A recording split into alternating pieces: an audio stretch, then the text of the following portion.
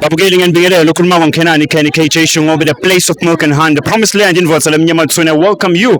Njengoba ngishilo ukuthi I'll be talking to people ngiyababutha sikwenzakalani la. As you can see, people are toying, protesting. So nomfowethu la ngizombuza ukuthi what's happening here as umuntu omusha, my brother sanibonani. Yebo siyaphila.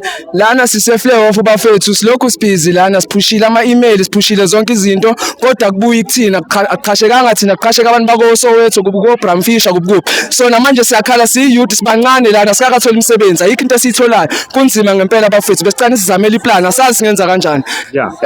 So njengamanje nje kumanje basitshela ukuthi sihambe sibuyele emuva kade belele ukuthi thina kuqhasheka abantu base-flare off kodwa still silezi kuthiwa siqhashekanga thina. So angazi kwenzakalani njengamanje besicela usizo nje nisisize bafethu ababukelayo njengamanje. Awuyebo.